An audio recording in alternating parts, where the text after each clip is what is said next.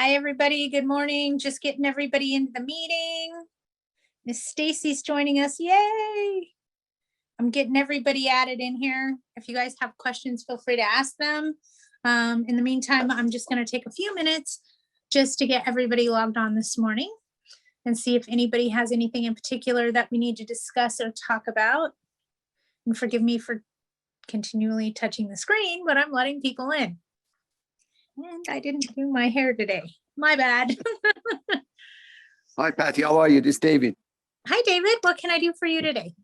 The question is, please clarify something you said last time, that if after 15-day notice served and they are not doing their part to do the paperwork, I could go ahead and send it to the lawyers for processing eviction? Absolutely. If they don't turn in the declaration back to you saying that they were affected by COVID, then you can absolutely start the eviction right now. Okay, now if they have done declaration that they've been affected, but they are not doing their part still to do the paperwork. Then call your attorney. Then call your attorney, because there's got to be something that we as landlords can do for the tenants that now took advantage of the situation and don't want to comply with the program. So either way, call the attorney to see if we can proceed with the eviction. That's what you're saying? Yes. Especially if they're not willing to participate in the government program. And some of the excuses that I hear are just ludicrous. Like, I have a resident that says, well, I can't participate in the government program. Sorry, you guys, I have a hair that's bugging me. I can't participate in the government program because I'm not a legal citizen of this country. Well, I hate to tell you this, but California state law says that we cannot discriminate when it comes to housing based on your citizenship in this country. So if that's your excuse, try again, because even the government won't let us discriminate. So how could they? Okay, Patty. So, yeah, I'm sorry. So how much time would you give them to come up with, okay, I'm doing it, I'm still doing it, and all that? How much time is? 10 days is a reasonable amount of time, unless they've been affected by the pandemic, meaning they're ill. Okay, got it.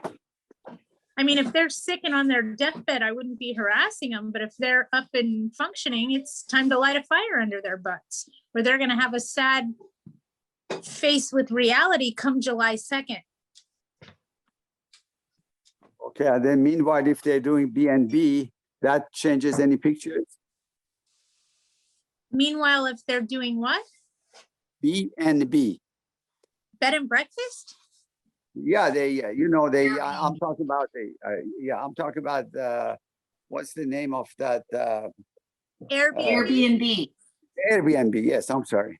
Okay, and does your rental agreement say that that property can be used for residential purposes only? Well, it's against the law for them to use it. So, that's the breaching contract anyway. So now it's a 3-day notice to cure or quit, to stop running the illegal business out of the house. And then it's a 3-day notice to quit. The pandemic doesn't have any bearing. Okay, thank you, Patty. That's fine. Not a problem. I have a question. Okay. Hello, how are you, stranger? I'm good, thank you. I'm so happy I had an opportunity to jump on here. Business has been very good. Hey, I don't know your if you buckets why the grunion are running. Right. I don't know if you've talked about this, but it's been on my mind a lot about this government assistance, because the government never assists with free money. Who pays taxes on the money? So the government is basically paying for the tenant's debt that they owe.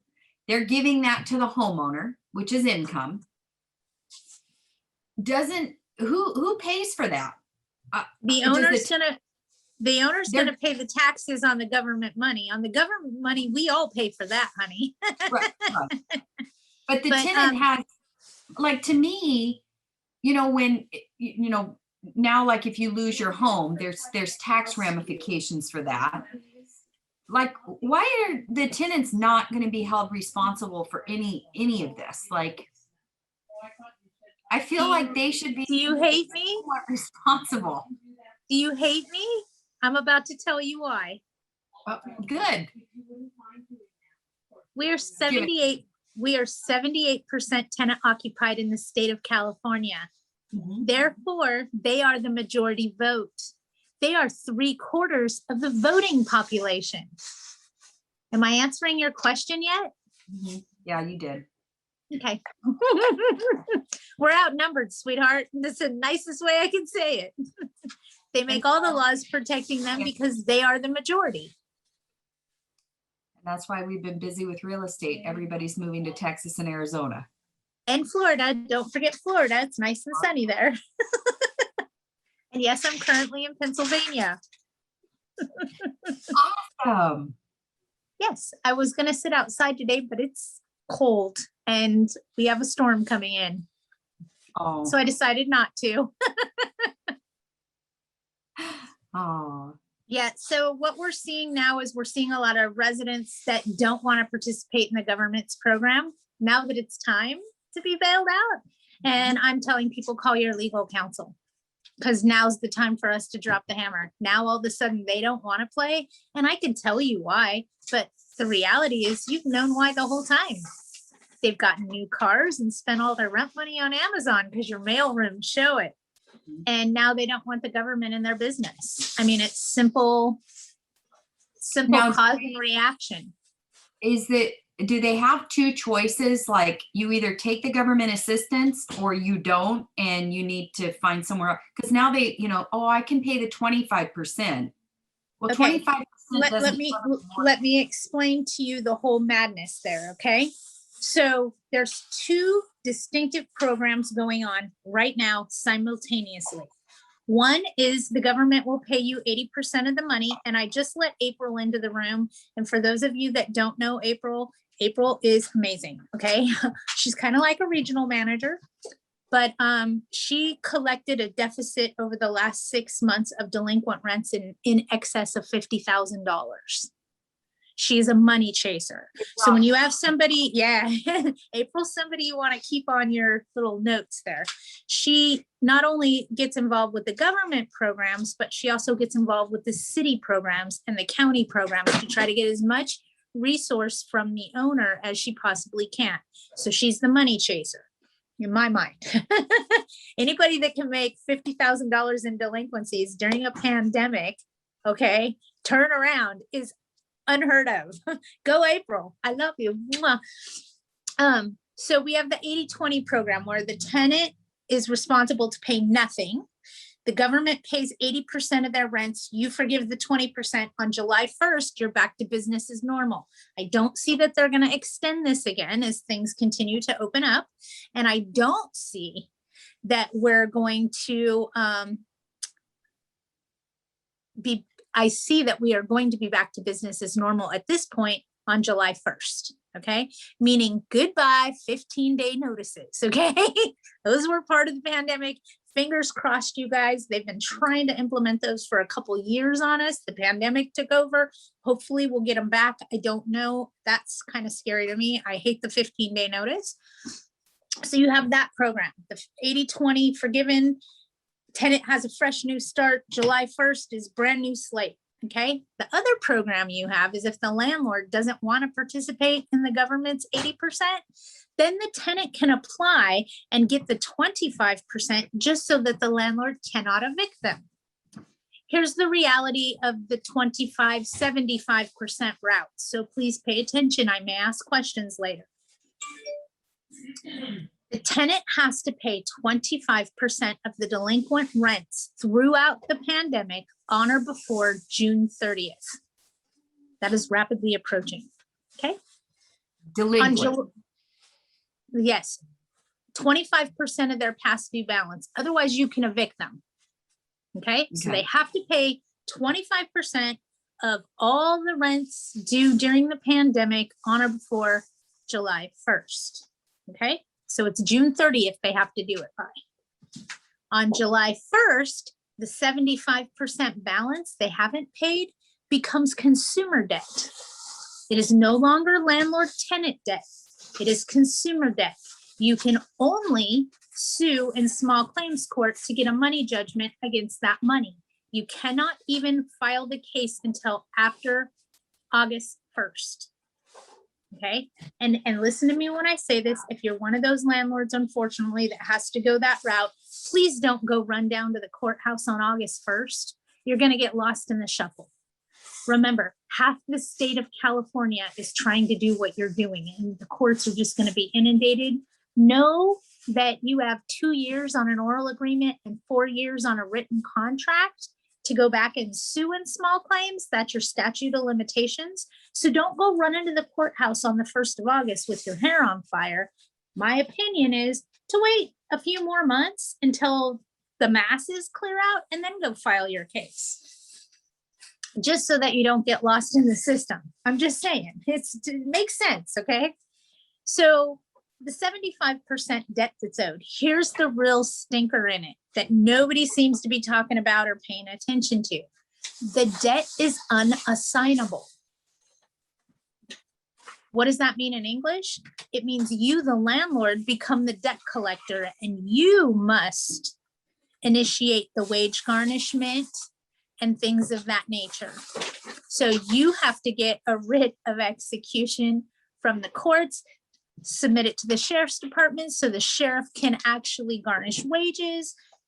It's going to be a nightmare. You're going to see a lot of your legal counsel offering you debt collection services where they'll file all the paperwork for you. You just have to sign it and go to the hearings, etc. Because you cannot give it to your attorney to collect that debt. You cannot give it to a collection agency to collect that debt. You as the landlord have to attempt to collect that debt. You can't give it, you can't assign it, you can't, it's a you problem. So the chances of being able to get that 75% just went, wah. Besides, please keep in mind, and this is just me talking to you guys, if the tenant files bankruptcy, you're gonna get nothing. The 80%, although you're dealing with the federal government that runs in their own pace, is a much better option for what's put in front of us. And please, I get that the options aren't so great, okay? You're damned if you do, you're damned if you don't. You get them both.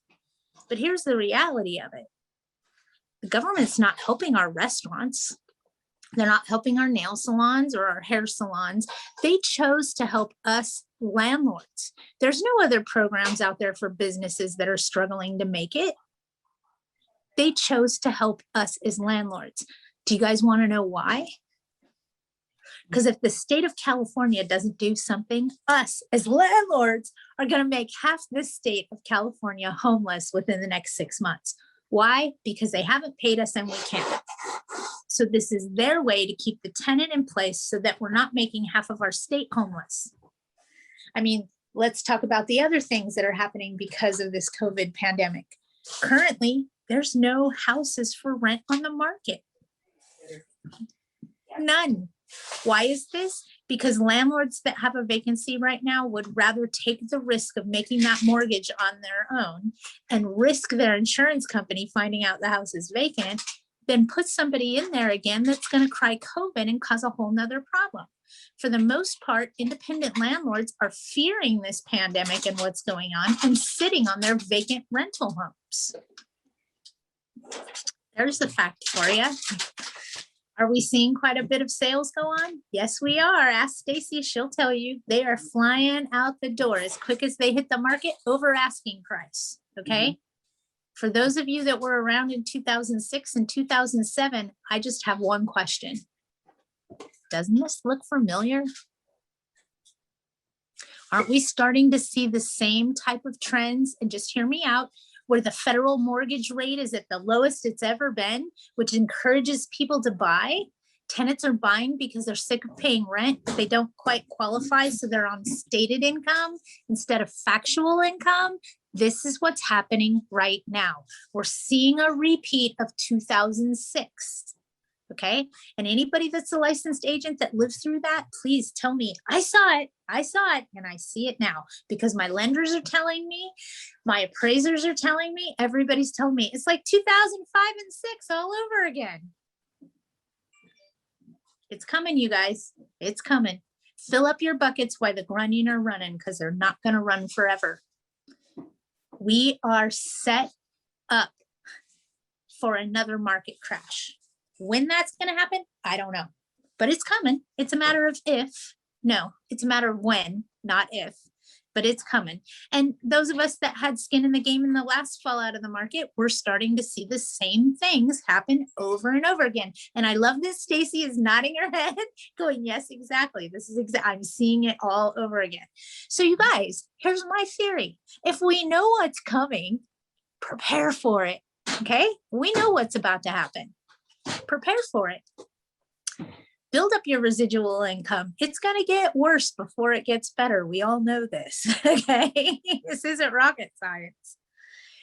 So does anybody have anything that they want to talk about today? Any questions they have? Oh, let me look at my little chat thing because I didn't look at that. Whoa, Valerie wrote me a letter. Here we go.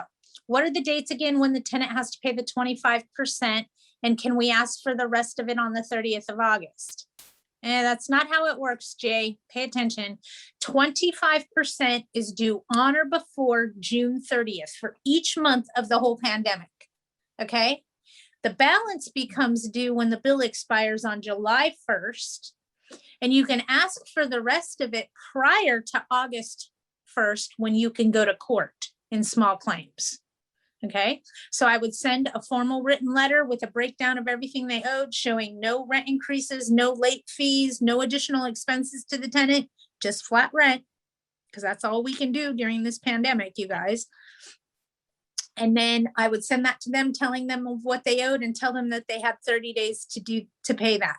Why would I do that? Because that's the first initiation of filing a small claims court case is you have to demand the money in writing. You want to send that letter certified mail, you guys. So just a letter breakdown. This is what you owe. You need to pay this within 30 days and break everything down for them. So it's itemized because they might look at this in court. So you want to make sure all your ducks are in a row. Okay. Please repeat what you said, please. Last part. Okay. If the tenant is paying you the 25%, they have until June 30th to pay the 25%. On July 1st, I would send them a letter, a demand letter, which basically lists each month and how much they owe for each month. Okay. I would send that to them and tell them that they have 30 days to pay you the balance. The reason being is when you go to small claims court, before you can file your case, one of the questions is, did you demand this money? And if you haven't done this part, you didn't demand the money. Okay. So we want to send them a letter telling them what their balance is and how much they owe. Also, please take note, on July 2nd, you can serve a 3-day notice to pay rent or quit for July's rent, not for anything else, just for July. Okay. You can serve it on the 2nd if the rent's due on the 1st. I've already done the math. So yay. Okay. Let me go back and see what other questions I have. Somehow I lost my chat. Here we go. So did you get that, David? If you didn't, Yes, ma'am. Yeah, Okay. I did. I just had to unmute. Yes, thank you. No problem. No problem. Okay, so Valerie has a question. We had a tenant move out in April of 2020.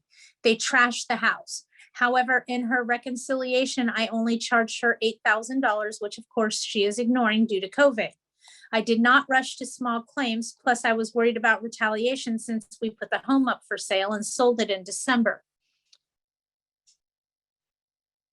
Okay, I want to talk to you about why you think that would be retaliatory, unless you were charging her rent through that whole time period and she didn't live there, and we need to talk about that.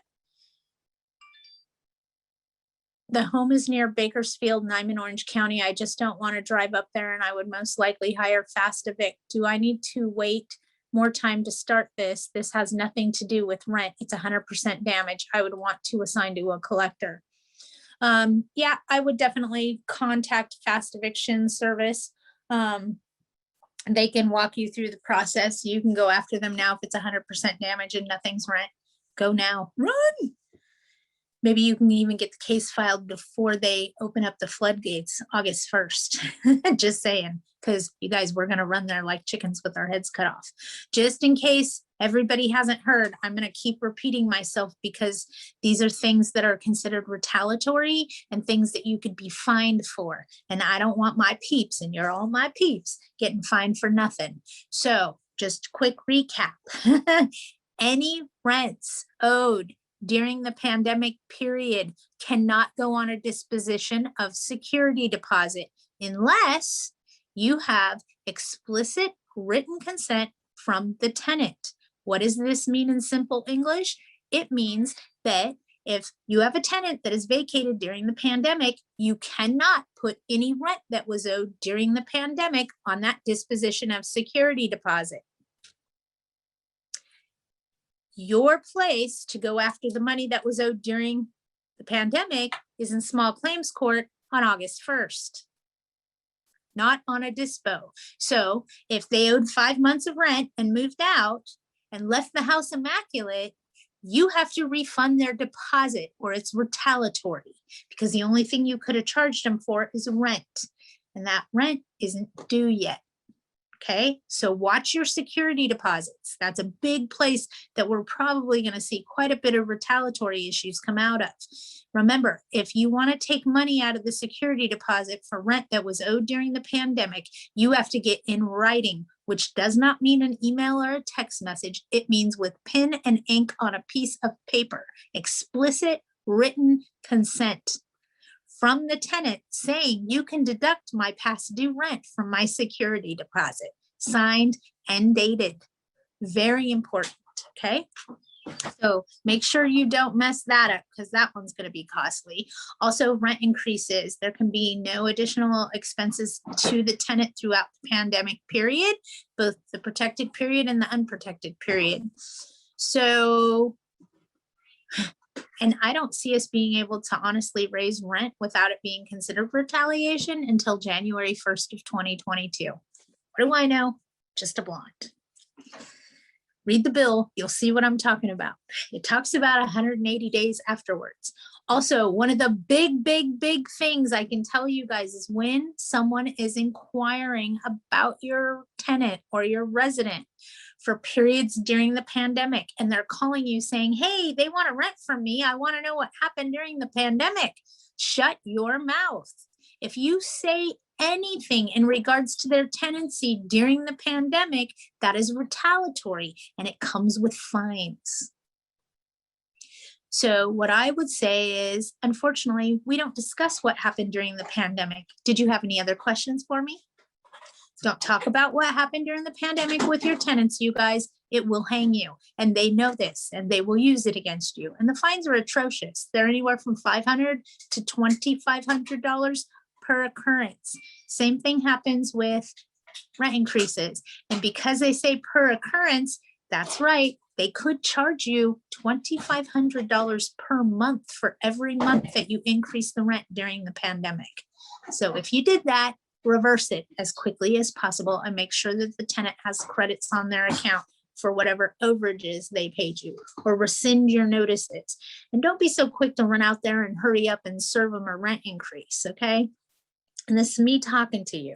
We're trying to keep the landlord-tenant balance right. You know, you keep the balance right, life's an easy place to be. You mess up the balance, forget it. You're either running around like a chicken with your head cut off, on the verge of a mental breakdown, or on your way to eviction court. One of the three, okay? We don't need that. So let's not be in a rush to hurry up and throw mud, especially if they've paid you throughout this entire pandemic. Is that the way we want to reward good behavior? Just saying. Might want to think about a rent increase before you actually do it, especially if they've paid you throughout this pandemic.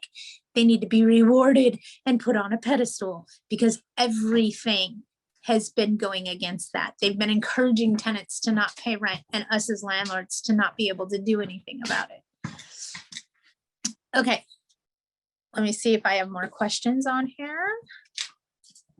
Okay. Val, cough fast, Vic, they'll take care of you, no problem. Does anybody else have anything in particular that they want to discuss or talk about? Let me know. Let me know. You guys all still writing, how do I reverse the rent increase?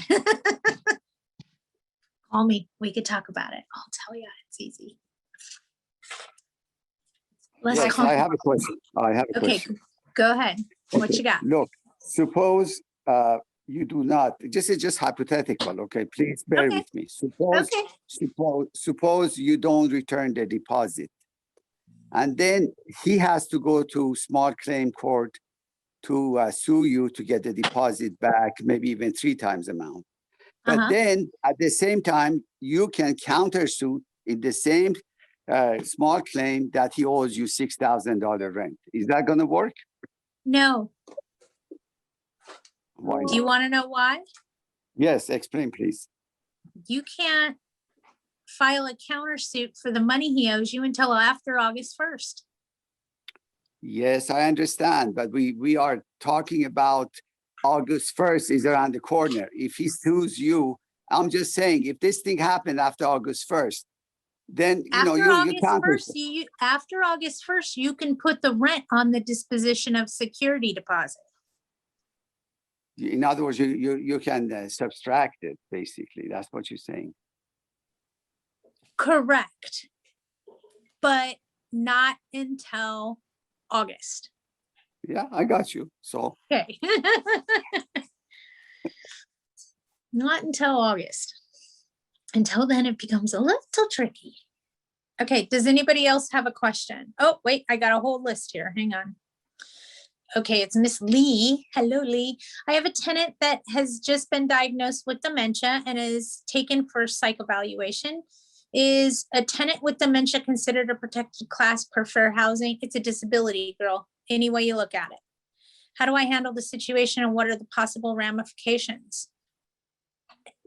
Handle the situation as into what? Are you trying to terminate tenancy, increase rents? Help me understand what you're trying to do, Lee.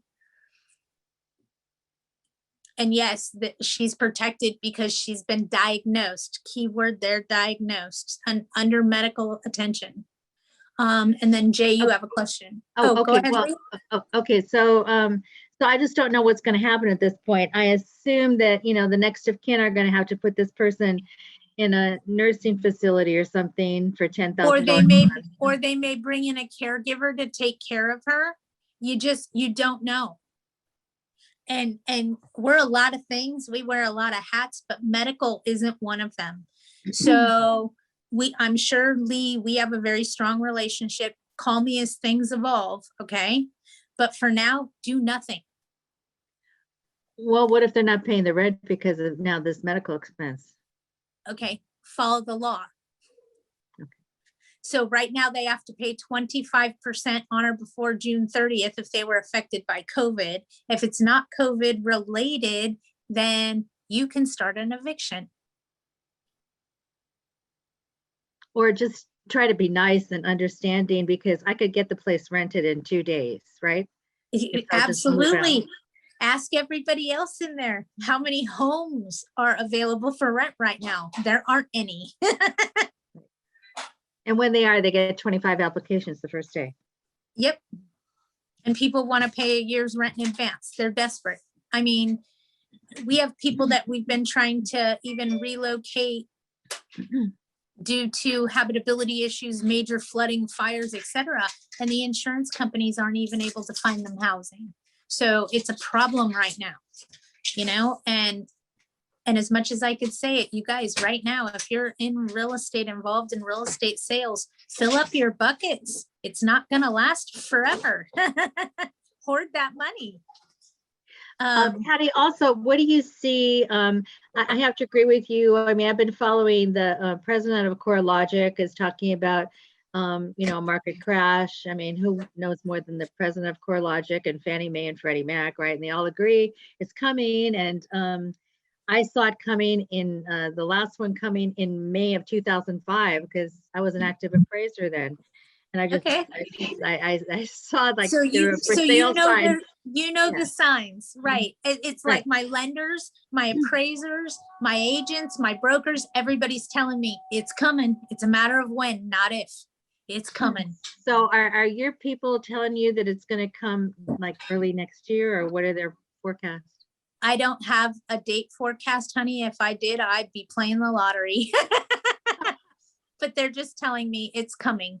They're all seeing it. Everybody's seeing history repeat itself as far as a market crash. So we are seeing those signs. We're starting to see, and I'll give you an example. And I live in the high desert area for those of you that aren't aware.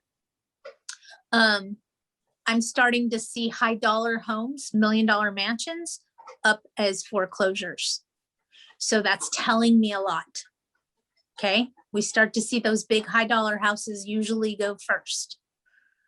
Okay. So we're starting to see that in the high desert area. Let me see. And I can tell you in Manhattan, the prices are declining. Housing prices are declining now. The city of Manhattan Beach or Manhattan? No, Manhattan, New York. Oh, yes, absolutely. We're starting to see the downward trend hit in metropolis areas, most definitely. So my question is, if I have to get a new tenant now, what do you think is going to happen? You could get a tenant in a heartbeat. And here's my opinion, not my advice. If you're going to get in a tenant now and lock them in at a high dollar rate, lock them in for a year. And you know me, I hate 1-year contracts. I know, yes. So, but do you think July 1st or August 1st, there's just going to be a flood of rental vacancies on the market after all these people are evicted? Well, it's not necessarily they're evicted. Okay, people have already been evicted and landlords are sitting on their vacant homes because they don't want somebody else to move in and cry COVID. Okay, so they're sitting on their vacants. I got a feeling we'll see a flood of them hit the market come July 1st. That's just my opinion. Okay, a flood of new vacancies. Rental houses for rent. Okay. Okay, and that's just my opinion. Am I obligated to pay for 80%, apply for the 80%? Here's the thing. The alternative sucks. The 80% is a much better way to go from a business perspective. And just hear me out, okay? The government's going to give me 80%. I have to give away 20%. Everything's clear. I start over on July 1st. It's a whole new month, okay? That's plan one. Plan two is the tenant pays me 25% of all the months of rent on or before June 30th. If they don't, you can evict them. And if they do pay you the 25% of all those months rent, the balance of the 75% becomes consumer debt the next day. Okay. So it's not landlord tenant debt and is nothing you could ever evict for. Your only option is to sue in small claims. Once you get a money judgment against them in small claims, you need to know that that judgment is unassignable, meaning that the landlord themselves has to do the debt collection. They have to do the wage garnishment. They have to get a writ of execution from the sheriff's department. They have to do all of that. You can't give it to a debt collector or an attorney to collect the money for you. It is unassignable. So you're going to see your legal counsel do a lot of things for document preparation and things to help you through that process. But damn, that's a whole nother full-time job, folks. It sucks. And on the interim, if the tenant files bankruptcy, the money's gone. So the 80%, although I don't like participating in all the government's programs and get their hook in you, for lack of a better way to explain it, and don't let my personal preferences chase you off. But 80% bailout from the government is much better than God knows what is going to end up happening in the other route. Because like I said, the tenant could file bankruptcy. I mean, if they owe $25,000, they could file bankruptcy. Easy peasy. How do you get rid of unauthorized residents and or pets? We have a house rules paper they signed saying extra people are $150 a month. The tenant moved her mother in, and one is saying that this is temporary. It's been about a year. She's now a tenant if she's been there for a year. She cannot afford the extra $150. Doesn't matter. I would be happy if they all left, as I would gladly quickly sell the house, but I've been hands off since they're current on the rent. God love them for being current on the rent, right, Valerie? So here becomes my question to you. How desperate are you to sell the property? I mean, do you really want to sell it? Are you in LA County? That's my second question. Because if you really want to sell the property, you could list it for sale right now, tenant occupied. And once you have an open escrow, you can serve them a 30-day notice to terminate the tenancy because you have the property in an open escrow. If they fail to vacate, that could hinder your sale. Okay, you could offer them cash for keys to get out because of the sale. So my question to you becomes, how urgent is it for you to sell this property? Are you looking to get top dollar for your property? And I don't practice real estate sales. I am a broker, just for full disclosure. I am a real estate broker in the state of California, but I don't practice sales transactions. I actually hire someone to do that. And I know, and I don't know if Stacy's still on here. If you are, Stacy, speak up. She's a real estate broker and she owns her own property management company, and she could give you a better idea on the sales aspect of things. But I will most definitely tell you it is a seller's market right now. And I have sold a few of my investments during this time. Because that's what we do, right? Buy and sell, buy low, sell high. It's kind of how that works. So yes, if you're looking, you have options to sell right now while the market's high. It doesn't make sense to wait for the market to crash and then list your house for sale if selling it is what you really want to do. So if selling the property and getting top dollar for it is what you want to do, the first thing I would do is go talk to your tenants. Maybe they want to buy. And don't question, oh, they couldn't buy. They could never buy. You'd be shocked what they're able to do now with the way lending is. Okay. So just a thought. Okay. Somebody has a question. I heard them.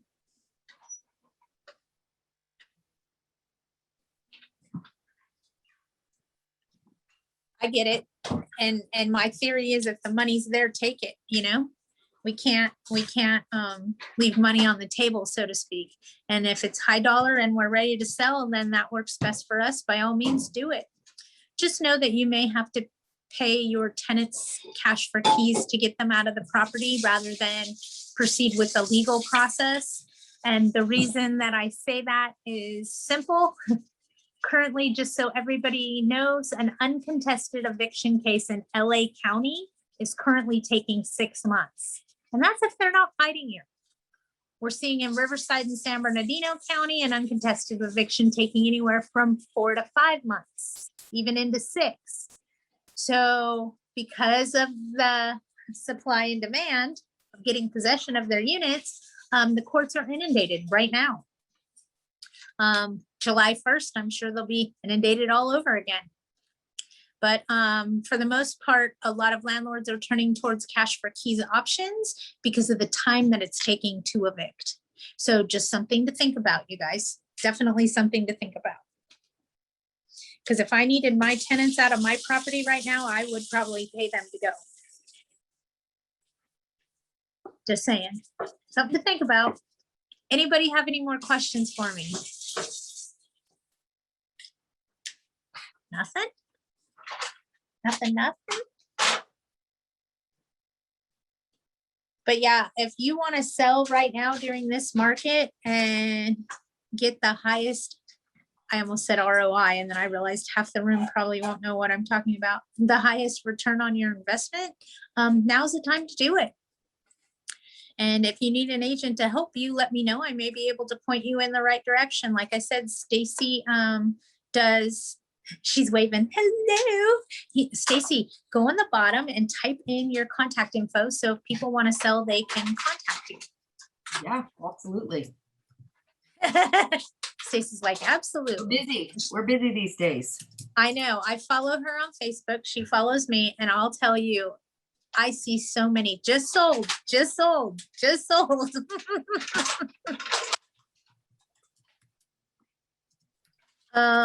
We tried to relocate them, but they're no rentals. It's really hard right now. If you pay them enough money, they'll go live with family. Just saying. Think about that. Want me to say it again? If you offer them enough money, they will figure it out. Just saying.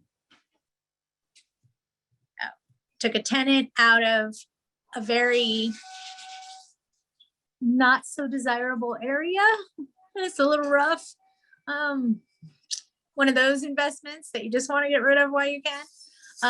Give them $10,000 and they'll go away.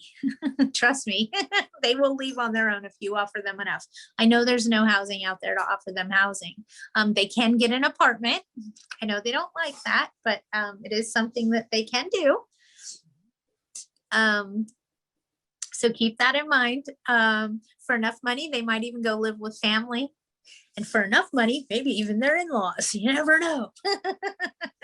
But Cash for Keys seems to be working exceptionally well right now when making mention to them. But I'm going to give you $10,000. That usually, oh, I'm sorry, what? They hear that.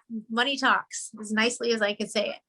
And if you're gonna make an extra, hang on, David, if you're gonna make an extra $30,000 on the sale of your property right now because of where we are in the market, the $10,000 you're giving to get the tenant out still gives you an extra 20 grand. Do you hear me? Is that making sense? So don't be afraid to jump right into that fire with a good solid Cash for Keys offer, especially if you're gonna make double that later. I mean, it just makes sense. Go ahead, David. Yeah, Patty, you heard about trying to pass a bill in the city of Los Angeles to against Cash for Keys and to prevent that. You heard about it, right? It hasn't passed yet. Yes. And I have my own opinion about the city of Los Angeles. Actually, I'm going to shut up and say the county of Los Angeles, because I think that sometimes they just are extremely protective over tenants. Why would they not want us? Why would the government, okay, and just ask yourself this question. Why would the government not want us to offer Cash for Keys?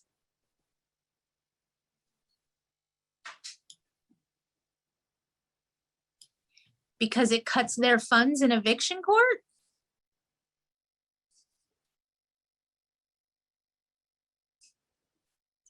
Full circle, you guys, come on. Full circle. There's always a reason. If we as landlords paid our tenants to get out and they left, how many of us would never do an eviction again? That doesn't make the court any money, which doesn't make the county any money, which doesn't make the state any money. See how that worked? There's always a reason as to why. And come on, would a tenant rather get evicted just because the owner wants their house back so they can sell it? Or would the tenant rather get $10,000 or $5,000? I mean, let's be realistic here. $5,000 and go on about their life somewhere else? Why doesn't the government want us to do that in the city of LA?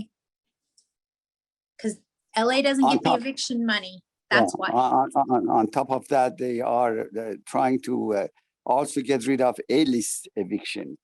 Yep. And currently in the county of Los Angeles, failure to allow entry is no longer a cause for eviction because of the pandemic.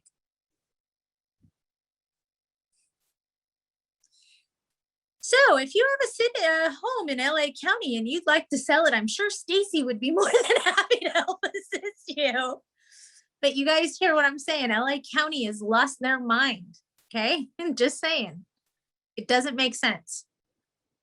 I never ever thought in a million years that the government would be able to rewrite the terms of my written rental agreement as to when my rent is due. But I am sadly mistaken. And that, folks, is a great example of communism at its finest.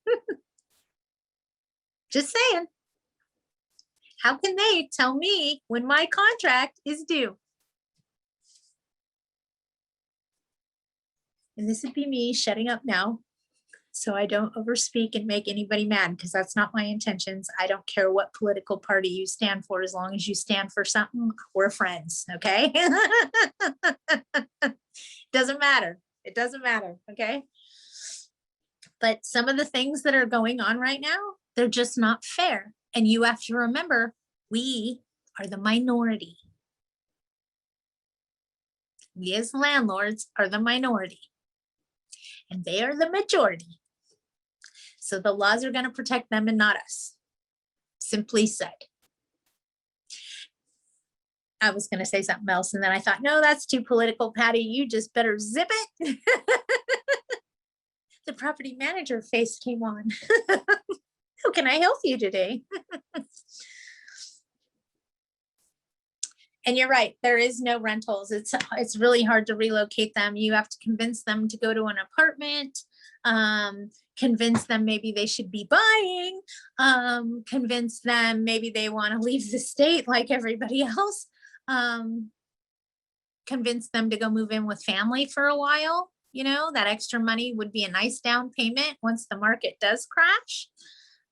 Oh, did I say that? Yeah, you guys remember, once it crashes, we need to acquire everything. That is when we pounce.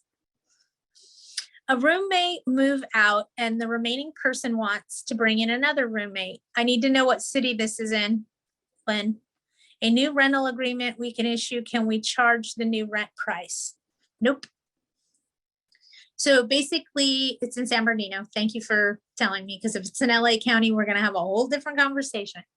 You can make the roommate meet your criteria, meaning that they have to apply and live in the property. As far as that goes, you can make them meet your criteria.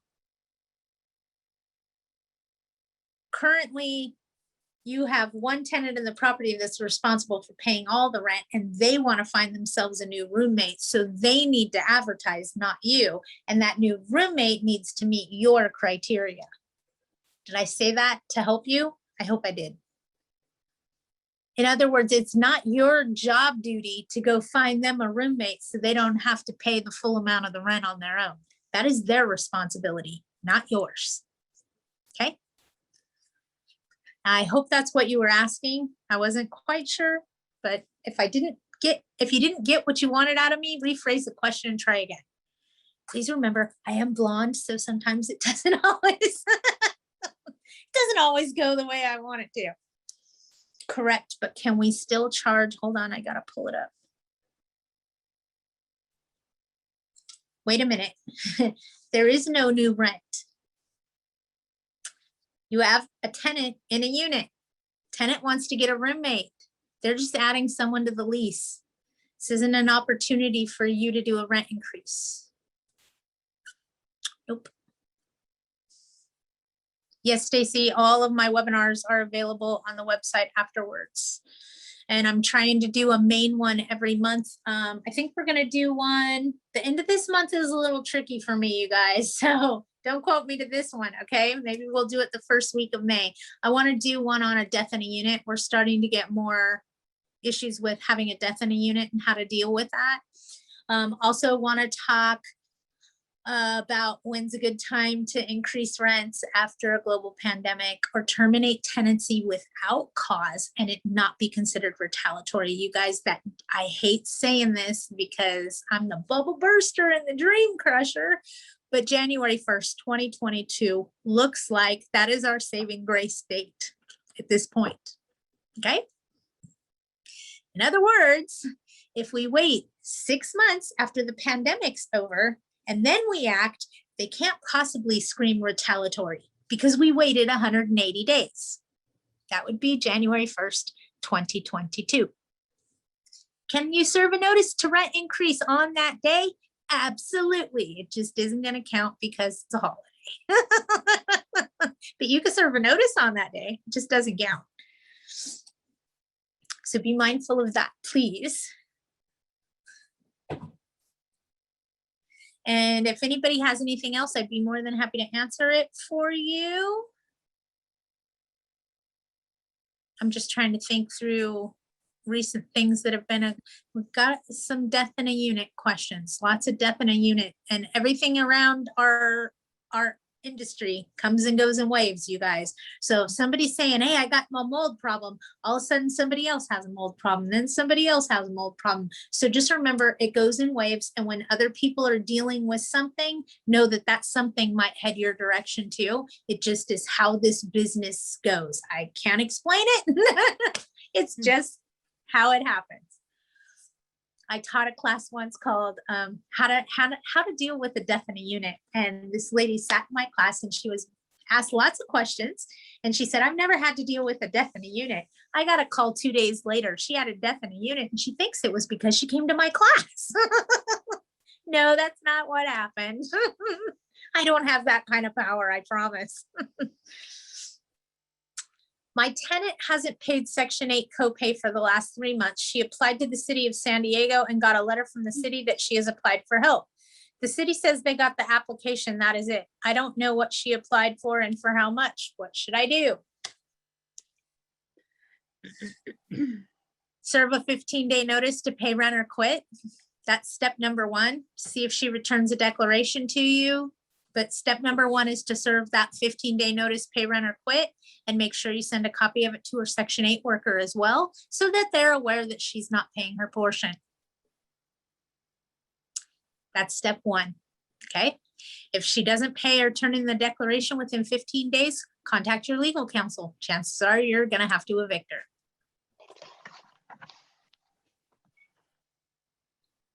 And for those of you that are having trouble finding money, please let me know. I have this lovely little friend named April that will hunt down what municipality is distributing funds in your area. I don't even know if April's still on here. She'll tell me if she is.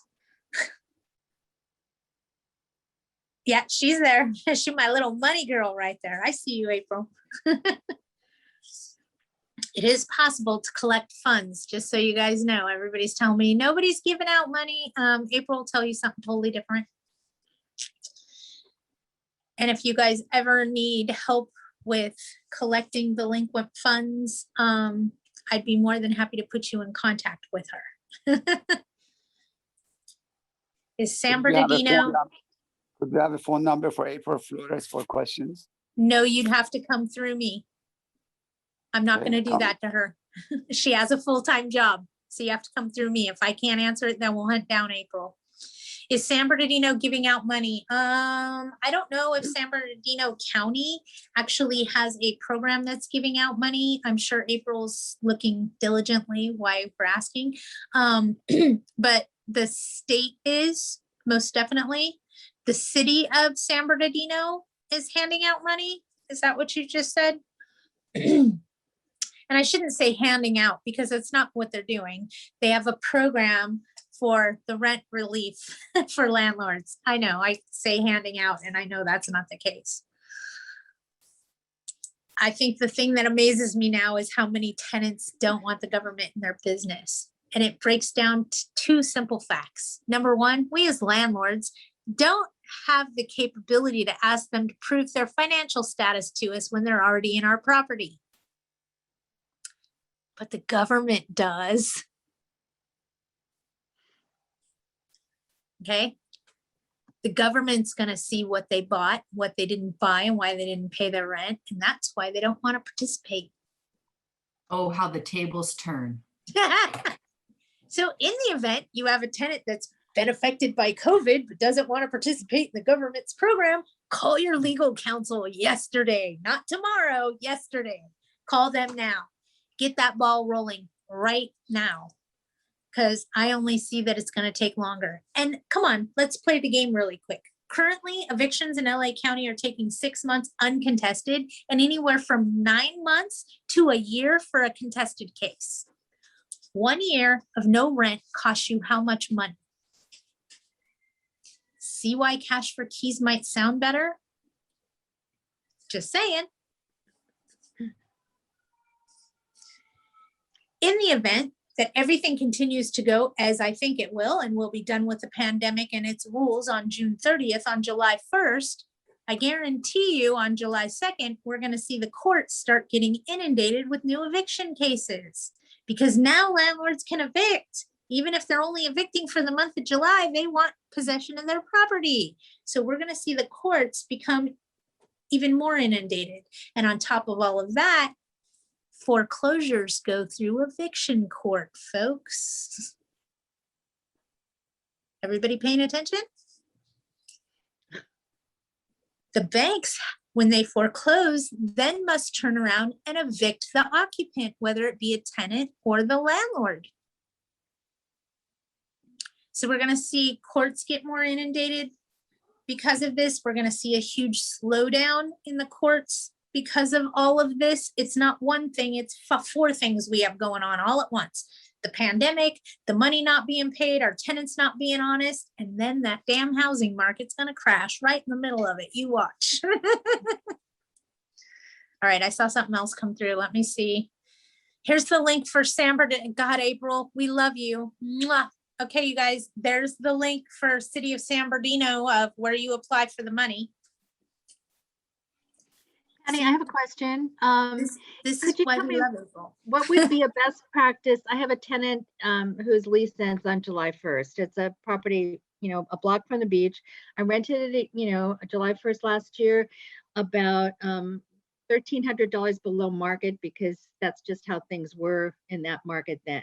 Okay.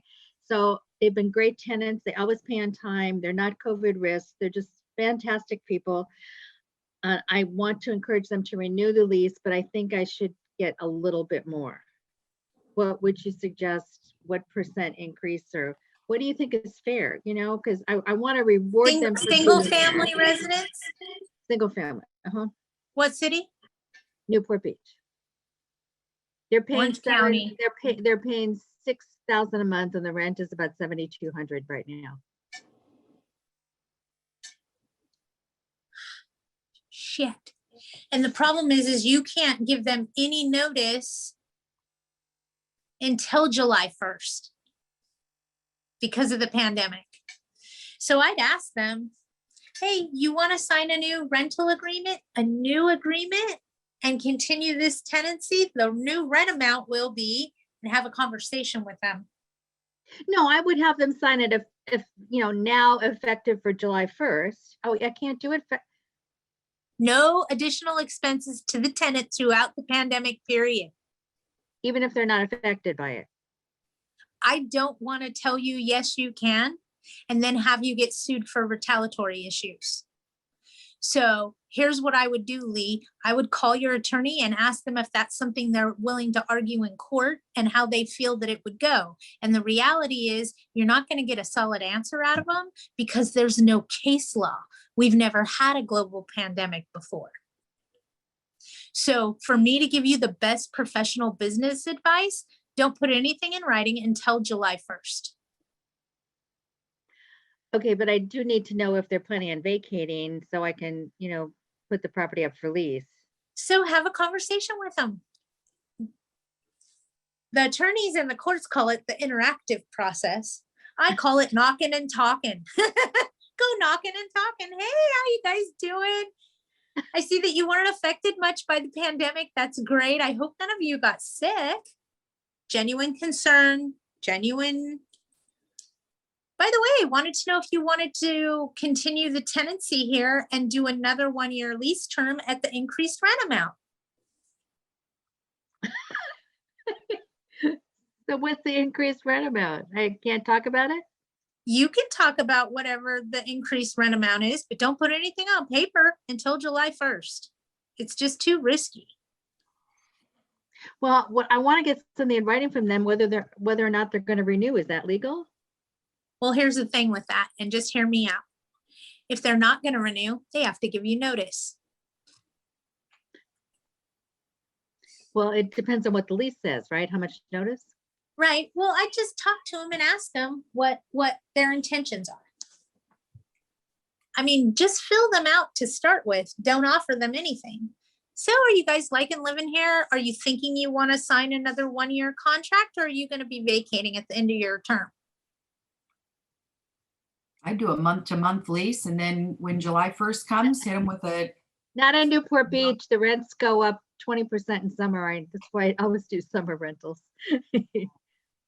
Yes, she has that. She's real close to the beach, so she utilizes that to her advantage. September 1st, the rent goes down 20%. Weird, huh? Yeah. Hey, So I never ever thought in a million years that I would be so busy during the holidays and the summertime as I am in rental management.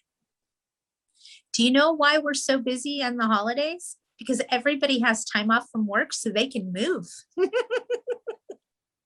Right, Stacy? She's like, yep, that's how it goes.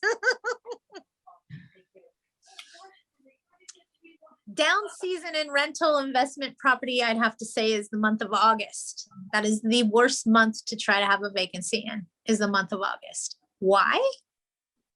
Because everybody that wanted to move so their kids could go to that school already moved. And nobody wants to move right before school starts. They want to already be wherever they're going to go to school. So I have realized that August, and I think it's great because it's one of the hottest months of the year, is not a month people like to move in at all. I would probably say August, September are probably the slowest months for a major property management company as far as people coming in and rentals and that sort of thing. I'd say August, most definitely. August, September. But oh no, Christmas through New Year's, they have 2 whole weeks they can move. So everybody wants to move then.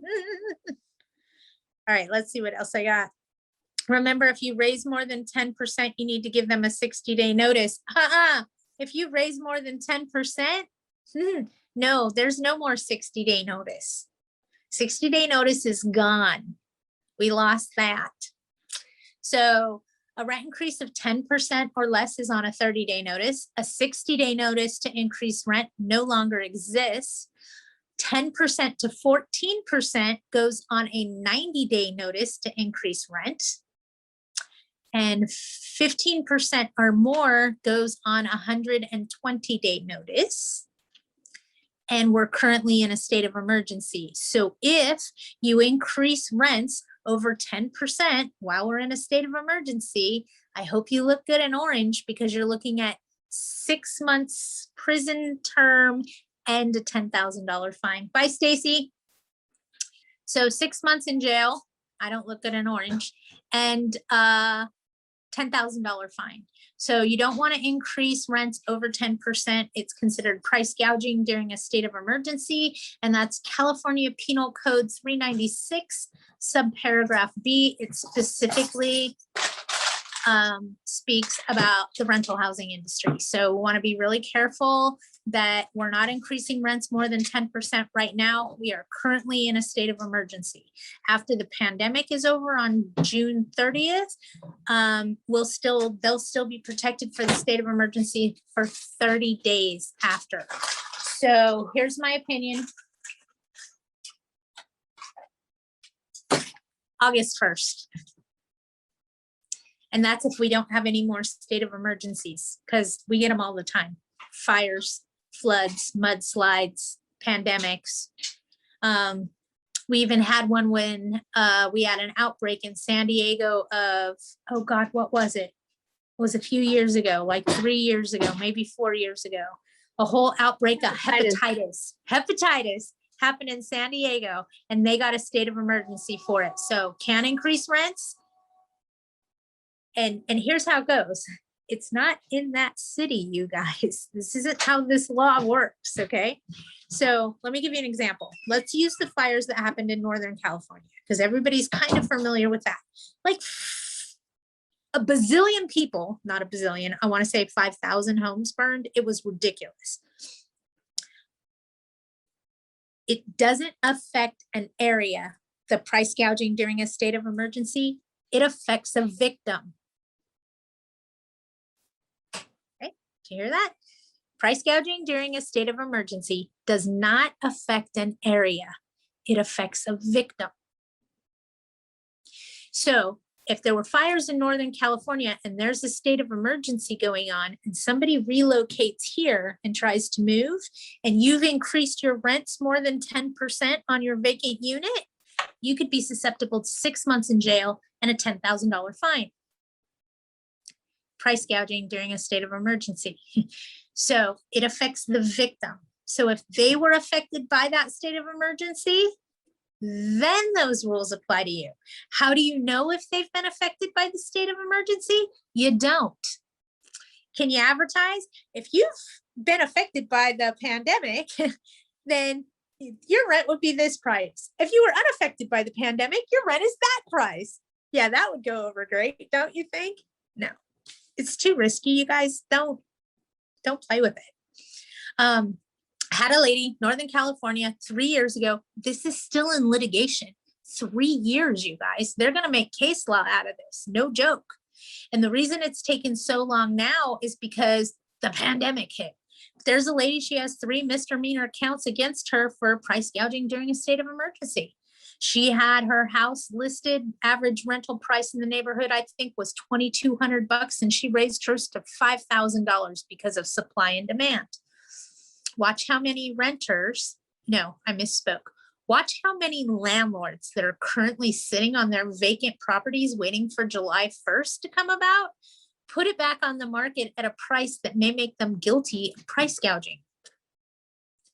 Be careful. You cannot increase rents over 10% during a state of emergency unless you like the color orange and like wearing it for several months at a time. Is an arrestable offense. They don't arrest you though, from what I'm finding out from officers. They actually come give you a ticket to appear in court later, just so you know. But yeah, you're looking at jail time. And we don't have any case law. It's still in litigation. 3 years now, still waiting. Pandemic slowed that down. Anybody have anything else they want to talk about? Otherwise, I'm going to get off of here because I feel like I'm rambling you guys random information that you really might not even need to know. I don't want to give you too much and have you going to bed tonight with your head spinning so loudly that your partner can't even sleep. All right, we're going to call this a day. Thank you guys so much. I will be live next Wednesday. It'll be a little bit interesting because I have an appointment right before, so I could be just a few minutes late, but we will be going live. Definitely want to check in with you. And then I'm going to talk to all of you guys because we're going to do a class called Death in a Unit, and we'll probably do that on one of the Wednesdays in the month of May. All right. You guys know how to find me if you need anything. Thank you so much for stopping in. And wait, what was that? Hold on, Anna. I see you. Was that even on a vacant unit? Yeah, it's even on a vacant unit, Anna. You can look it up. It's California Penal Code. So it's CAPC, California Penal Code, 396 subparagraph B as in boy.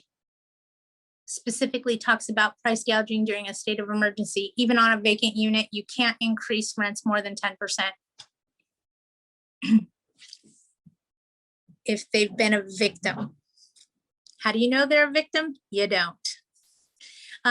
I do know of attorneys that will argue if you've done major renovations or had major expenses as to why the increase is over 10%. So there are some things that can be argued, but we're talking about major renovations. Okay. And if you have other questions about it, you can always reach out to me. You guys, I'm here for you. Okay. All right. You guys have a great week. If you need anything, you know how to find me. Thanks so much. Bye.